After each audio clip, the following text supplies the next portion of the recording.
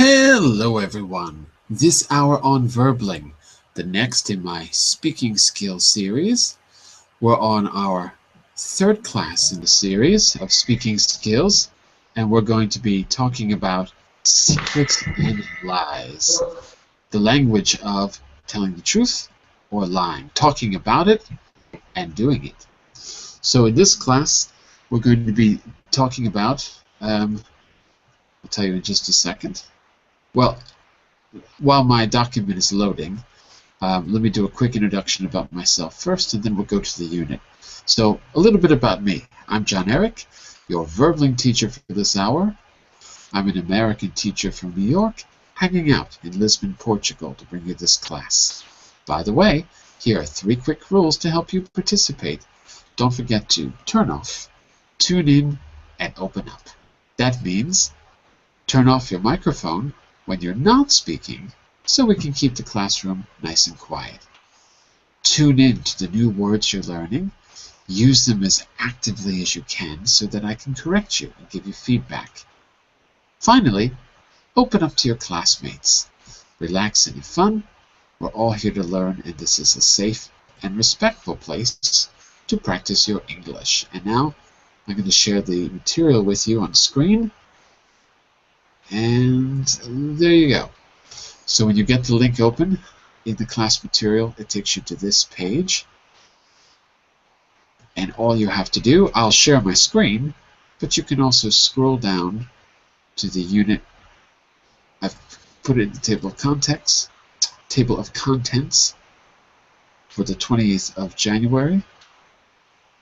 So you can click on that, or you can just scroll down to page 5.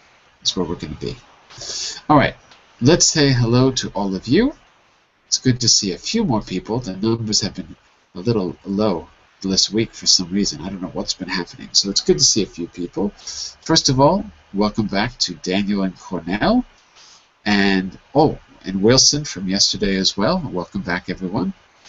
And let's say hello to Diego, because I think this is your first time. Is that right, Diego? Is it right? Hello, how are you doing? Hi, Diego. And where are you from? I'm from Spain. Spain is a big country. Yeah. Okay. I'm from a small village near Madrid that is called Aranjuez. That's my spot. Ah, okay, very good. Where is it? Near Madrid? Yeah, it's like 50 kilometers south of Madrid. Ah, okay, very good, very good. So I'm not too far from you. I know. You're in Portugal here. Not too far. Okay. A week walking, a day driving,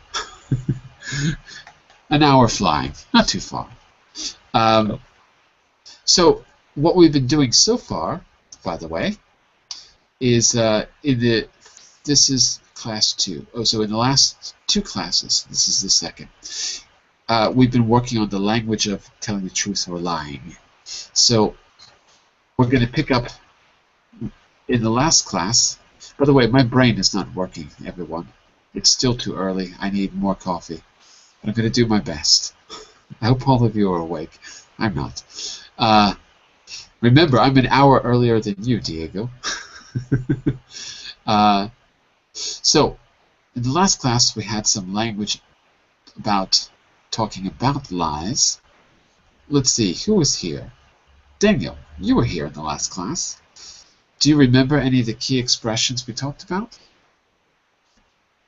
We learned some idiomatic language for talking about lying. Do you remember a few? Daniel, are you there? Uh-oh, I don't hear Daniel. Can everyone hear me okay? Yeah. All right. So maybe Daniel is not able. Maybe he's having microphone problems. So none of you were in. Oh, he had to rejoin. That's what it was. Okay. Everything working okay, Daniel?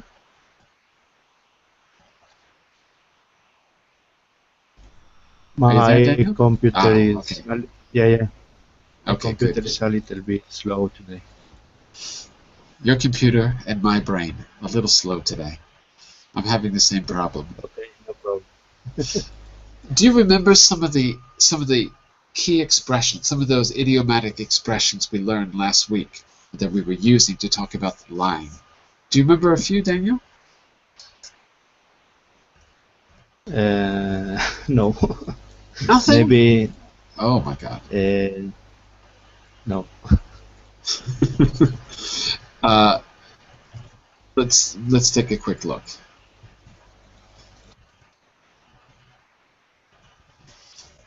I'm going to just jump back to the last class to refresh your memory, and for the rest of you, you might recognize these expressions, because we're going to try to use what we learned in the last class today as well.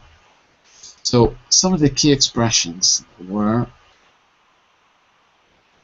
we read a little text where we had some language to talk about lying, and there we go. So we worked with some of this language. Do you remember this? Yeah. So someone is lying through their teeth to tell a white lie. I don't trust him an inch. Give me a straight answer. He's pulling your leg to tell a pack of lies. Wilson, does this sound familiar to you? Yeah.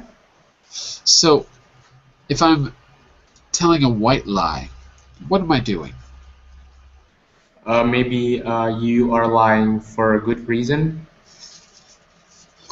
Lying for a good reason, okay? Yeah. So a white lie, is it a big lie or a little lie? A little lie, I think. A little lie, I agree. And let's see, and Cornell, I don't trust him an inch. Have you heard that before? Sorry, could you please repeat it? Take a look at this one here. Third one. Yeah.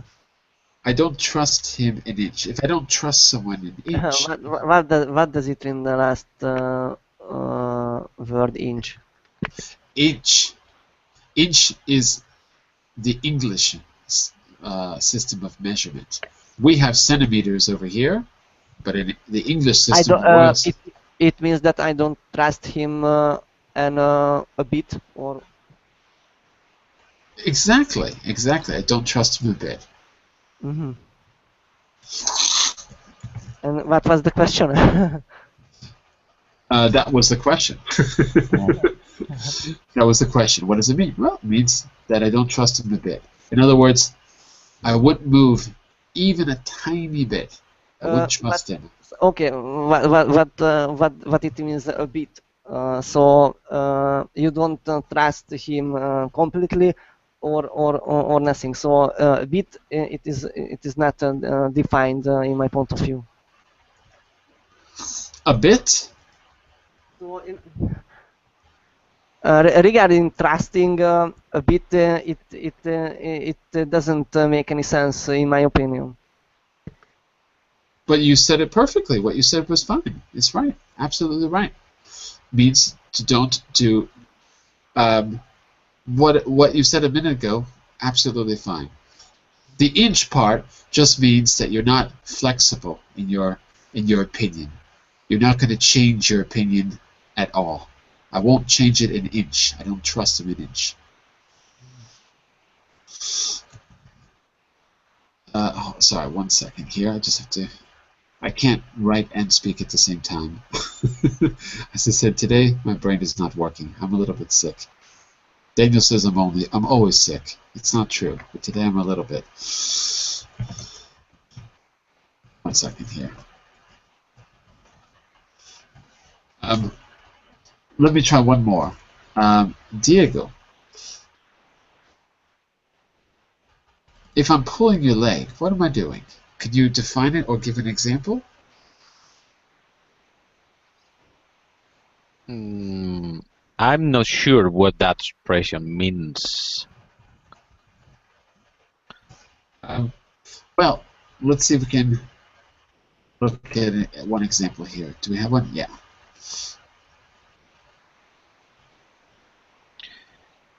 Take a look at this one. Okay. Take a look at the first one here.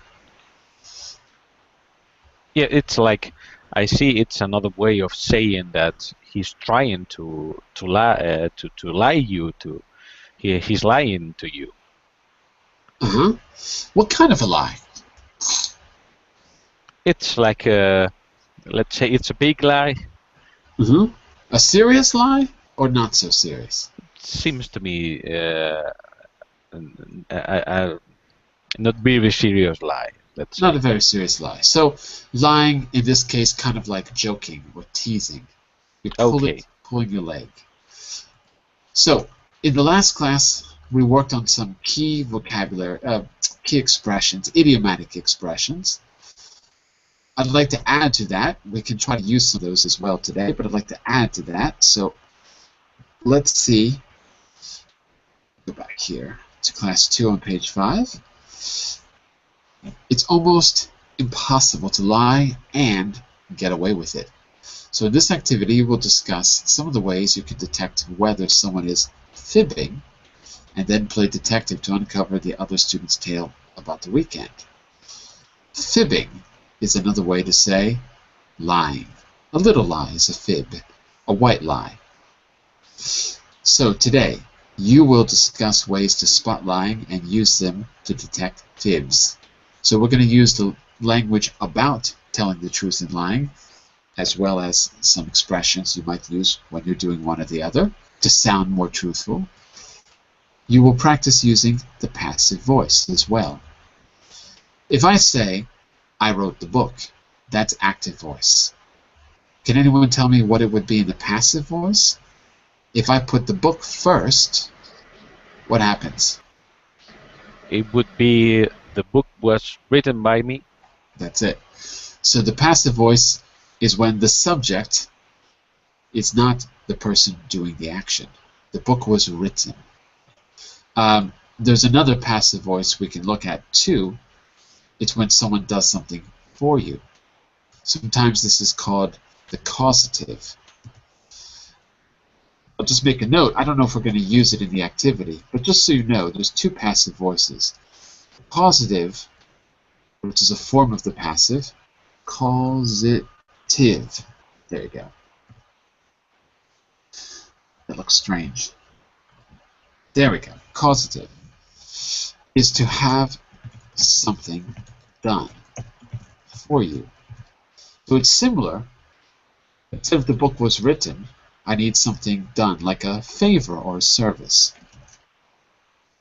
So the example here will say the book was written by him. Causative. I had him do something. I had him write about it for me. I have my hair cut. I have my hair cut at the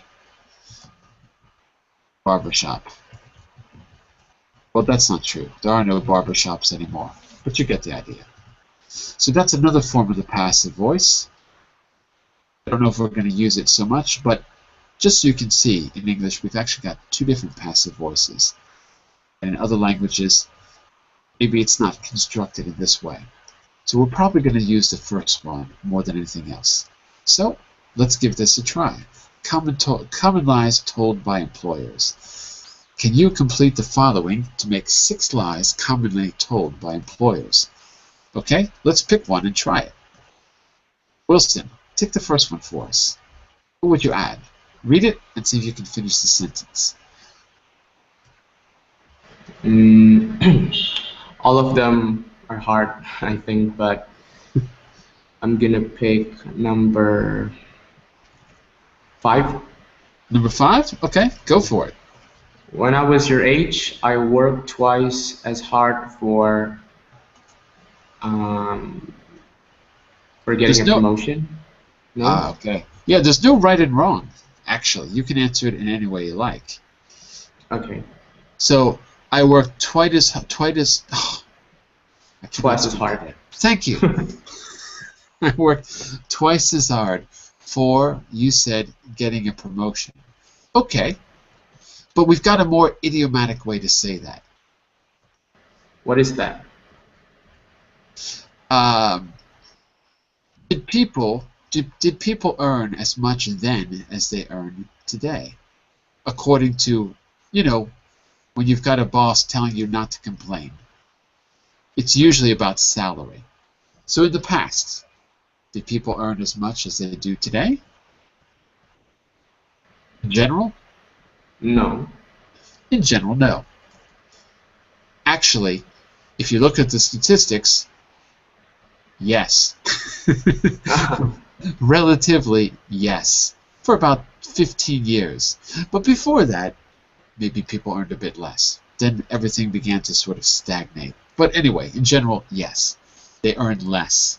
So that's what the boss is going to try to say. Stop complaining about your salary.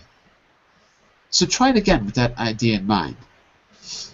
When I was your age, I worked twice as hard. Well, if it's twice here, what do you think it's going to be here? What's the opposite? Once. The opposite of twice? Is it Once. No. No. Go the other way. The other side of the decimal point.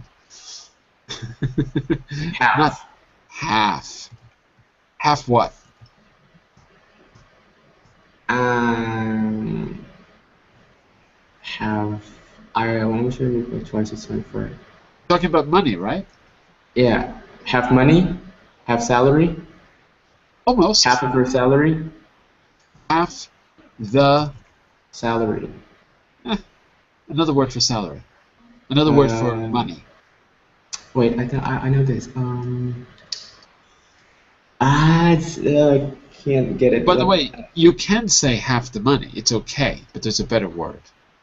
The money we get is our... What kind of a check every week? What kind of a check do we get? Got no idea. A salary check?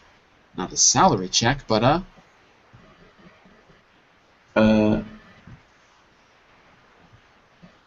bank check? Help him out. Help him out, class. In the old days, when everything was on paper, we would get a check.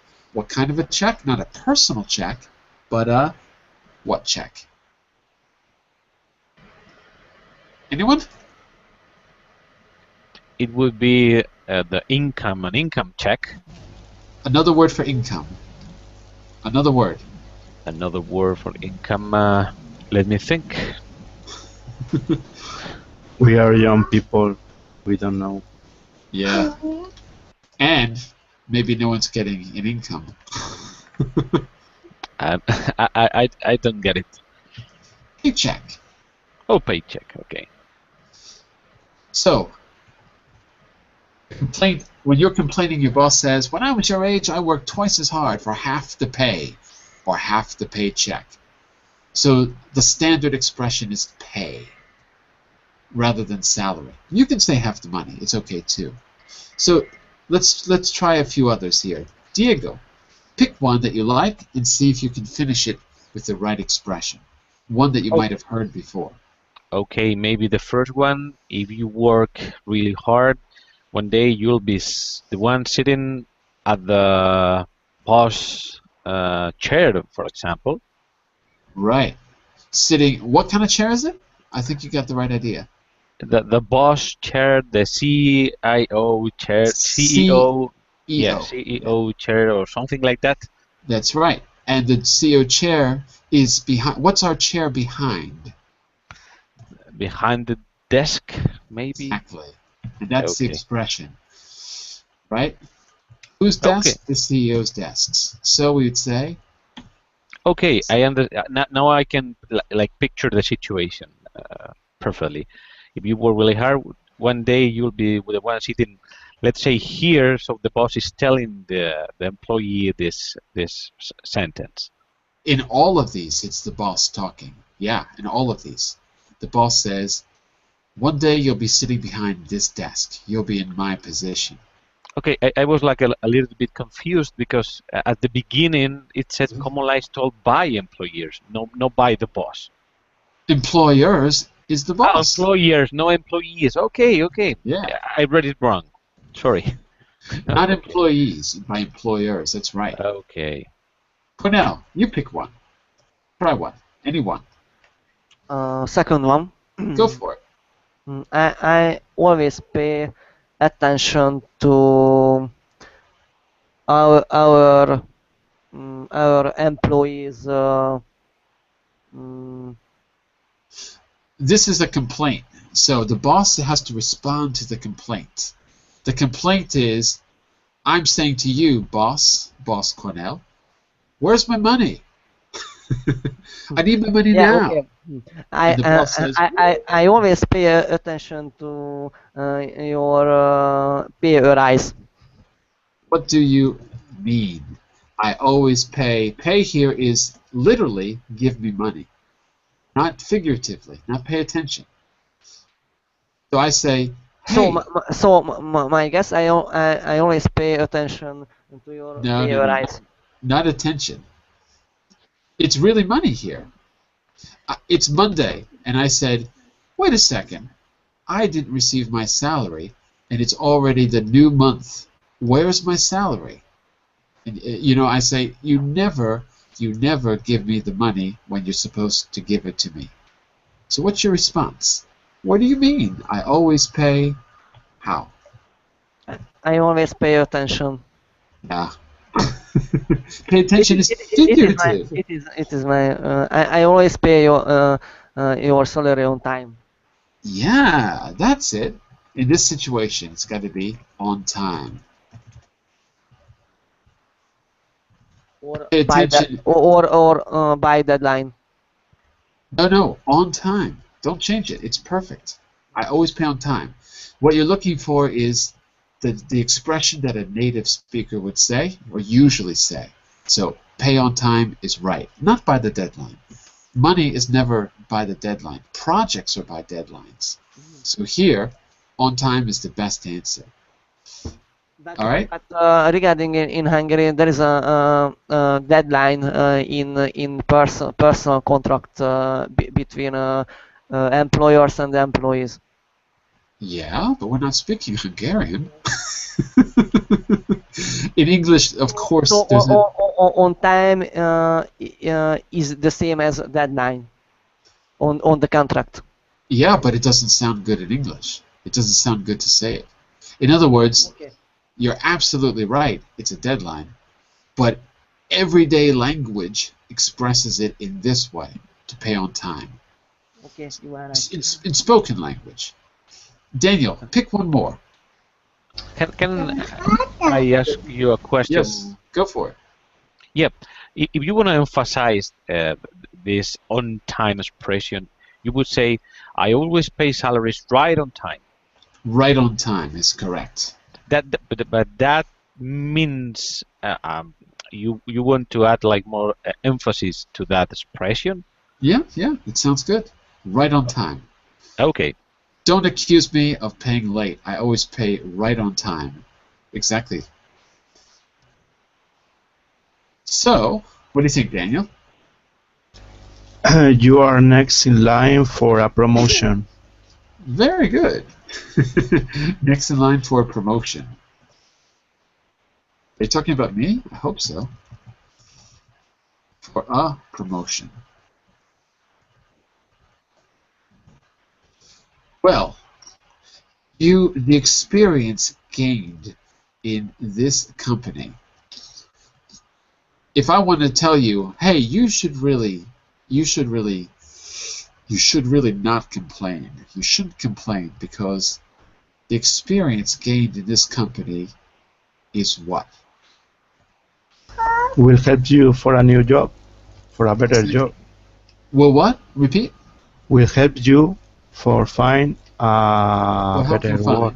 Will help you find. Will help you find. Will help you find Okay. a better job. So, that's right. But it is what? We need an adjective here.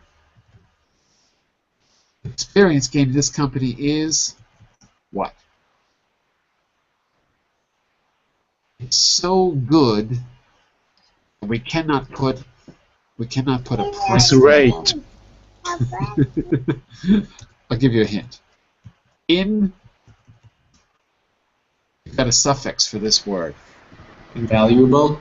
Invaluable is right. Invaluable. So, the experience gained in this company is invaluable, so you should appreciate it and stop complaining. There will be plenty of opportunity to learn.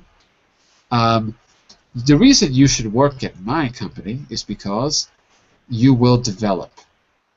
Another way to say develop is there'll be plenty of opportunity to learn what?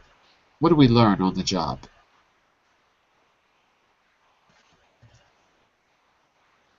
I'll give you a hint. Learn new what? New um, abilities. No. New, Not abilities. yeah. Skills. Skills. Skills. Good. You're thinking of habilitações in Portuguese, or habilitaciones, I don't know how to say it in Spanish, which is skills. Habilidades. Habilidades. Skills. So we've got some good key language. Have you ever been told one of these lies by a boss? Class? Have you heard any of these before? Never. Never? Are you working, Wilson? No, I'm in high school. I'm a high school student. Exactly. Have you ever heard any of these from your parents? Yeah, I think it's like number 1. If you work really hard. Yeah, So what desk were you going to be behind? like a high position.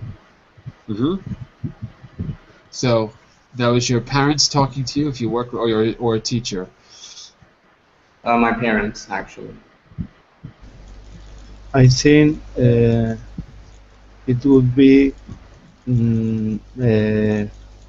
common lies told by boss for employers.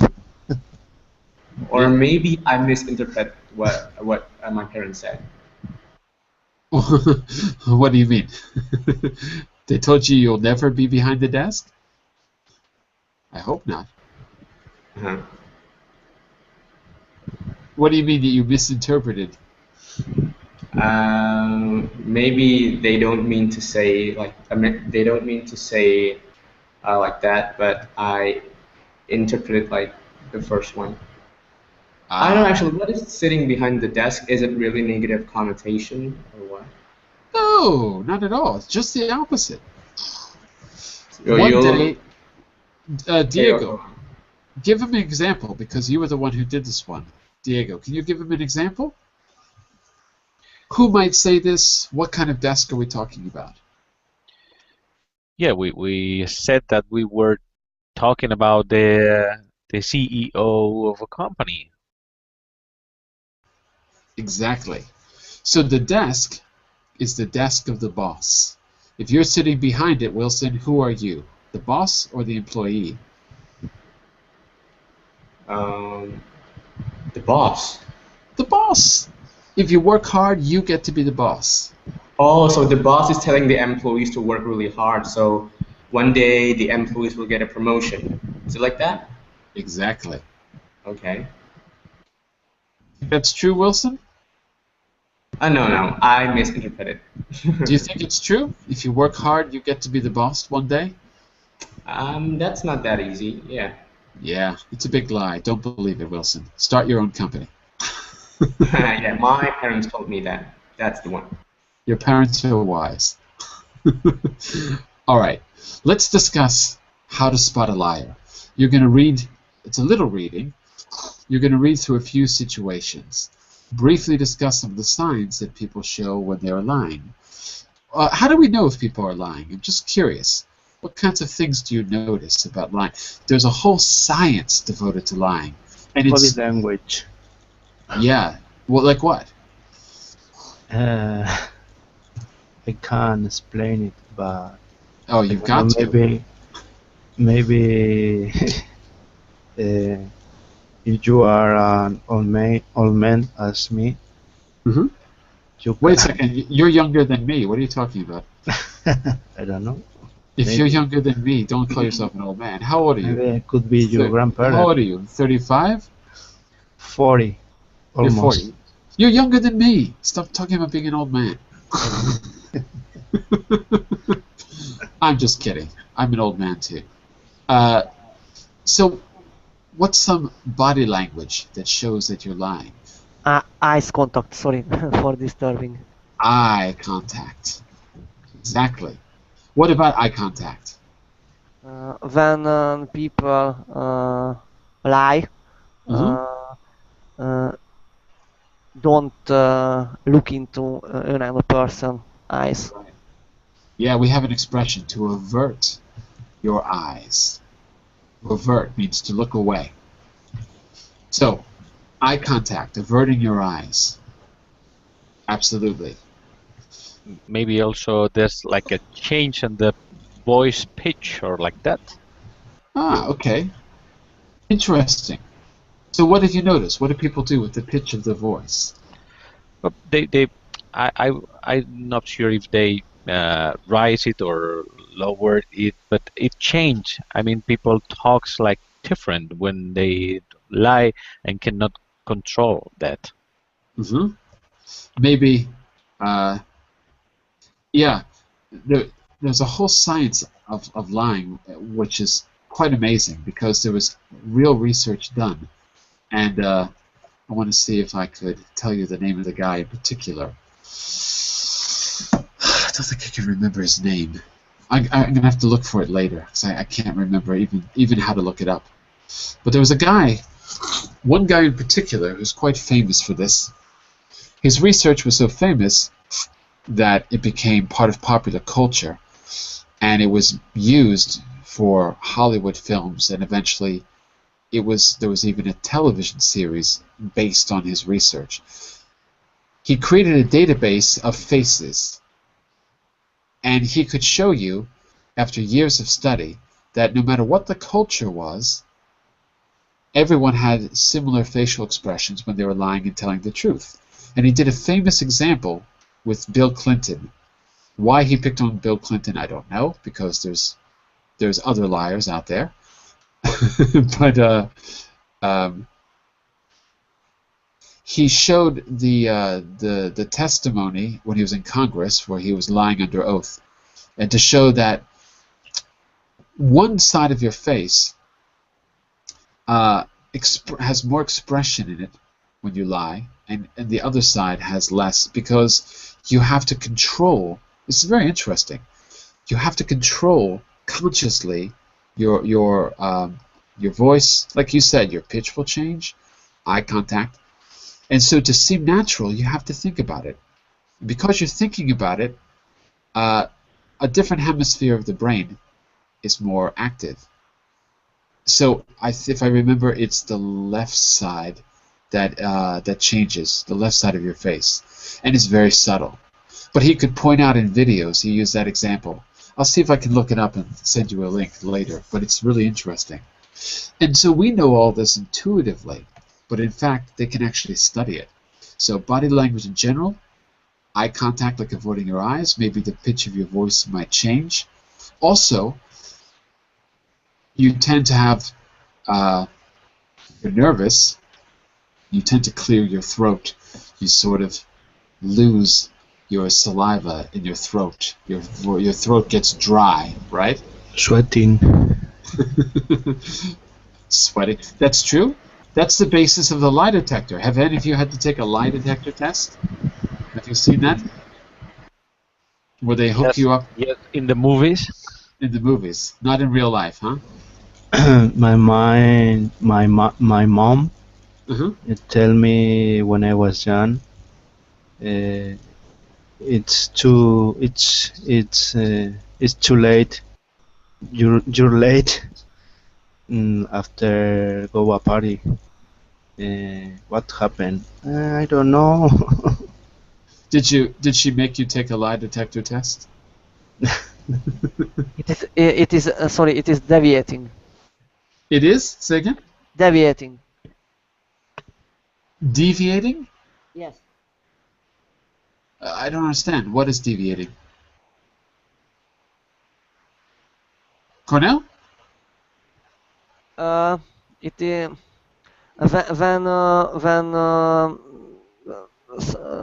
someone is talking regarding not the subject. Ah, okay, deviating from the subject. Changing the subject. Yeah. Ah, okay, got it, okay. Now I understand. So rather than deviating, we'll say changing the subject. And Changing the subject. another thing that nervous behavior. Yeah, nervous behavior. Sometimes we call that, this is a good word for you, fidgeting. Fidgeting. Whoops, let me spell it correctly. It's not like that. Whoops. There we go. Fidgeting. Fidgeting is like when you can't sit still. You're moving around all the time. Yeah, speaking about the lie detector, is it true that it could be taken as an evidence at a trial in the United States? Cannot be, actually. Cannot be. It's what we call inadmissible. So they do lie detector tests in the States. I have no idea why, because it's been disproven. So it's not effective. So they still do them, but they can't be used as evidence. They can be used to trick the jury. Like, he took a lie detector test. They'll keep saying it because they just want to make it seem like you're guilty. But it's not actual evidence because it's been disproven time and time again. It doesn't work. But what I want to say is, do you know how it works? Do you know what they're measuring when you take a lie detector test? I'm not sure if it's a combination of the conductivity of your skin, your heart rate, or things like that. Am I right? It is a combination, but the main thing is your sweat. They measure if you're sweating. And by the conductivity at your skin, sure. Yeah. So they pick a place where you sweat very easily, and it's usually the palm of your hand, I guess, if I remember right, or your finger or something like that. So they measure it, and it's other things. Yes, it's heart rate. I think it's even blood pressure. It's a combination of things, but it's very easy to fake it. It's very easy to fake telling the truth. All you have to do is, here's the secret. You want to know? Next time you get arrested, I'll tell you. Are you ready? Of course. Yes. Here's the secret. Tell us. All you have to do is do what you do when you lift a heavy object. So before you lift something heavy, what do you normally do so that you don't hurt yourself? Get red. Your face. Get what? Get red. Your face. No, that's your reaction. No, I guess what you do is you hold your breath. Yeah. And is your body loose or tight? It's tight. Very tight. You have to tighten your muscles because otherwise you're going to hurt yourself. Your muscles have to be tight and firm. Guess what? That's exactly what you do when you take a lie detector test. You tighten your muscles. That's what they say. That's actually from the same guy, the research that I was looking at. You tighten your muscles, and then you release. And when you release, it picks up a release of tension. And when you release the tension, it seems like you're telling the truth because you're relaxed. And if you just go through this simple tightening and releasing, that tricks the lie detector machine. Because, as you said, it's a combination of things. So if you're sweating, but you seem relaxed, it's not enough to indicate a lie on the machine. So it's very easy to fake. Anyway, that's why it's not evidence anymore. So I agree with all these ideas. They're really good ideas. And fidgeting is especially a good word. It means you can't sit still. You're moving around nervously, fidgeting. So what I'd like us to do is read 5 signs of lying below, identified by an FBI agent, a professor, a school teacher, a relationship therapist, and a trainer of detectives, and discuss the following questions. The questions are there below. But let's read through these first. Actually, maybe we ought to read the questions first, then we'll read the text, because it's a little easier that way. Okay? So everyone pick a question, we'll go around the room, and then we'll read the statements and talk about it. Okay? So everyone pick a question and read for us. Daniel, you take the first one. Compare the ideas you came up with before reading to the 5 signs listed above. Were your ideas similar? Are you surprised by any of the signs? So we talked about signs in body language. We're going to see if there's other signs in just a minute. Okay, Diego, can you read the second for us? Sure. If a person is agitated or anxious, does it mean they are lying? Why not? Why or why not? Yeah. Okay. Cornell, can you take the third? Why do you think liars try to avoid the words I and me? What could they use instead? Okay. So we're going to see about the language that they tend to use. All right. And Odie, can you take the fourth? Can you think of some repeated action that liars might do, other than cleaning glasses? Okay. This is fidgeting, by the way. Classic example of fidgeting. Doing some unnecessary action. And Wilson, the fifth? Why do you think more people fidget more when lying to their loved ones? I wonder what sign that's about. Number 6, why do you think liars use the phrase, such as to tell the truth? Okay, so let's read these signs. Back around the room. Daniel, first sign. This is by the FBI agent. When lying, a person's manner or style of speaking will often change abruptly from their normal style. E.g., from calm to agitate. For instance? For instance, from calm to agitate or lively to mellow. Agitated. Agitated. Lively. Lively. And the last one was fine, mellow. So calm to agitated or lively to mellow. Calm to agitate. It's the G sound. Agitated. Yeah. Agitated. Good. Calm to agitate or lively to mellow. Lively to mellow. Okay. Well, we can talk about these. First of all, is that clear, Daniel? No. Agitated, yes, but lively to mellow, no.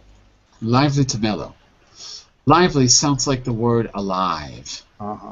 If you're alive, you are moving around, doing things.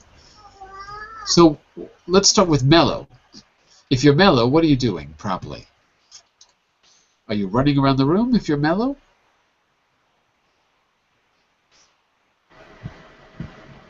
What do you think? Sitting on your sofa? Sitting on your sofa, you're mellow. Mellowing out. Sitting around, not doing much. So if you're lively, you're very active. And if you're mellow, you're not very active. So a person changes the way they speak. All right.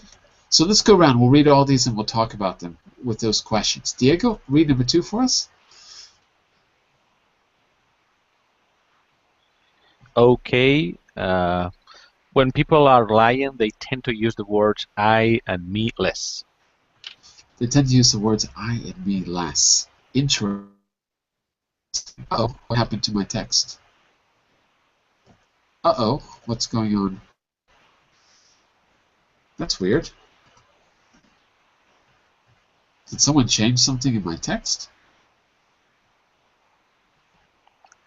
I don't know what's happening. Yeah, it's like 2 pages in. Okay, you going down and you will find it. Yeah, I see it, but how did that change? That's weird. I don't know why that happened. Strange. Okay. So, people use I and me less. See, someone changed it. I think it was you, actually, Diego. Yeah, you changed it by accident. Let me just reject your change, and it'll go back Okay, to normal. maybe what happened, I'm trying to see if there's a button to use the microphone, and maybe trying to find it out. I've changed your text, I'm sorry. No problem. Because I can always reject your changes. So you can't actually change it. But People are lying. Yeah. by the way, let me. Sorry for interrupting, but is there any button so I cannot, because I'm trying to activate and disactivate the microphone by clicking on it. So can I do it? Do you know if I can do it by using a button of the a button in the keyboard? No, I don't think there's any keyboard shortcut. I don't know of any. But your connection is good, so you can just keep your microphone on. In the beginning of class, I tell people to turn off their microphones because some people have very loud connections. And new students aren't used to the classroom and they don't know that we hear all these noises. Your connection is quiet, so just keep it on. It's okay. Okay. I would say just keep it on, no problem. So, what do you think? Do you think you could give us an example? When people are lying, they tend to use the words I and me less. Well, what would that sound like as a lie, do you think, Daniel? Just curious if we can plug in reality. Because in this text, we don't really have a lot of examples. So what might someone say, do you think? Diego, what do you think someone might say? You were asking me. I'm sorry. I thought you were asking Daniel. So if you please would say the question again. What do you think this would sound like in number 2? We tend to use I and me less. Yeah, I think if people is conscious of being lying, they try to avoid. If people are aware of lying. Aware, yeah. If people are aware of being lying, they try to be out of the sentence, let's say, and then this way they remove the I and me in the text. So lie to me. Let me hear it. Lie to me, Diego. Give me a lie. Okay, I'll try. I was going to say I'm the boss of a company, but that means using the word I, and that's not what we're trying to do. Right, because you got to tell a fact that's not true. Right? You can say I'm the boss, but now you've got to talk, you're the employer, and you've got to talk about what makes a good employee. That means that you're the perfect employee. What makes you, as a boss, the perfect employee? Yeah, you could say you're the perfect employee to this company, or like that, and you try to avoid the word me in the sentence. You know, people work hard and they move up the ladder. And if you work hard, you'll be behind this desk. That's the one that comes to my mind. Oh, yes. Nothing to do with what I actually did, because the more you talk about yourself, the more obvious it'll be when you're lying. So it's like deflecting, changing the subject a little bit. Yeah, it's like taking no responsibility in the act of lying. There you go. I think so too. Cornell, can you take the third one for us? Yes. If you ask people what they did last weekend, normally they will hesitate and have trouble remembering some of the details. Person who is lying has thoroughly rehearsed their story and will speak without hesitation. Wow. Actually, I don't agree with the statement, because I could remember the activities regarding my last weekend, so it is my opinion about it. I don't know. But it could be true, because it came from expert. Yeah, it could be true. It reminds me of the Yeah, person who. to add another aspect, it depends on personality of the person. I think what they're getting at here, though, is that it's well rehearsed. So the story is just too good because the person has anticipated what the doubts will be. So they've rehearsed it. But this is more like, remember, this is your number 3 is your. Oh, you know what? Yeah, you told that the story seems very true or too true. Too good to be true. Yeah, yeah, sorry. Too perfect, maybe. Yeah, Something yeah, like that. yeah. Okay. Yeah, it is true. You are right in this aspect. It's not me. I took this from an article, not my opinion. Yeah, in general. Next class, I'll get you a link, and maybe I'll try to bring in material from the researcher I was talking about. It's really amazing, particularly to see the faces. That he compares faces. He went to like places like Papua New Guinea, and he's comparing people in an urban setting like New York to Aboriginal people in remote places, and he has this whole database. It's actually quite interesting. So I'll see if I can do something on that guy in particular. Okay, let's read these last two, and then maybe we'll try to put these into practice in just a moment if we have time, or at least we'll do the discussion. Because what we need to do, we'll probably get to the practicing in the next class, not this one. But, Odie, take 4 for us. A person who lying is will fidget or enforce for no reason. They will carry out fuss for no reason. Will carry out repeated actions such as cleaning their glasses, such. Okay. TCH. Such. Such. Good. Such as clean their glasses over and over again. This is especially true when lying to someone they love. Can you relate to this, Odie? I can't because I don't have glasses. Yeah. I guess the trick is, if you're in a relationship, make sure you take off your glasses or put them on so that you can't clean them. That's my advice. Keep them on so you can't clean them, otherwise they'll know you're lying. Okay, last one. Wilson, can you take that one for us? Okay. Liars use lots of expressions such as to tell the truth and to be perfectly honest. This one I like. I can relate to this. I don't know about the rest of you. Have you noticed certain people saying those expressions and you just think, come on. Yeah, Go for it.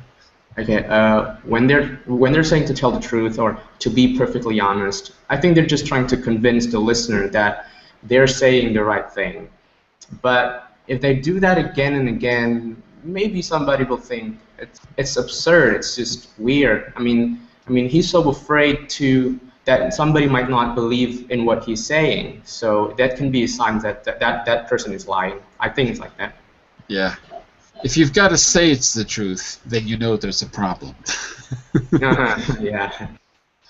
So, let's go back to our discussion questions. How do these ideas compare with the ones that we came up with? What do you think? I think the problem here is I wish there was a little bit more.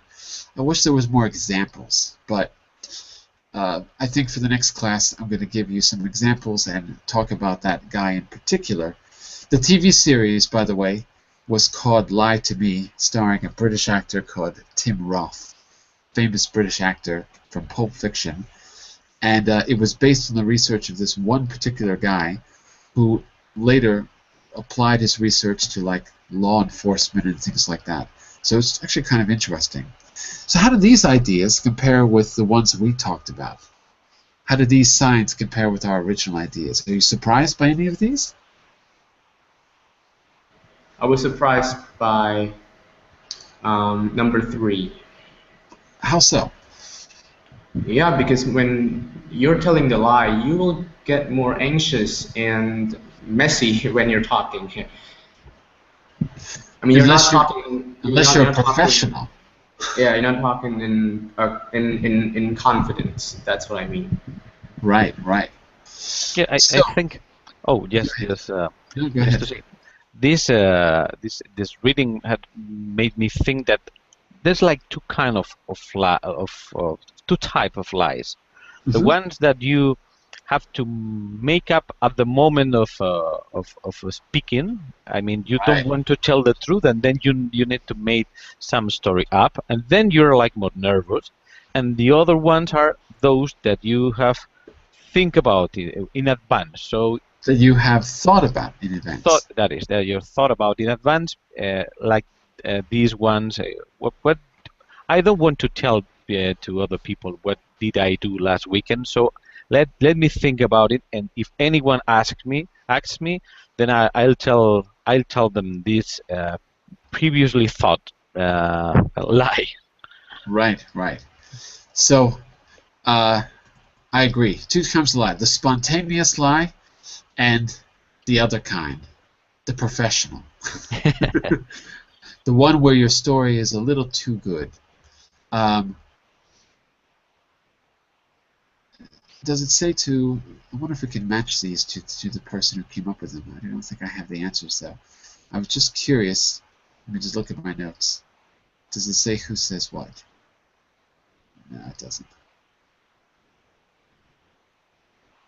Anyway, okay, it doesn't.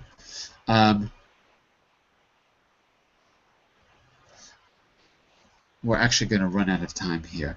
So look, I think this is what we're going to do here.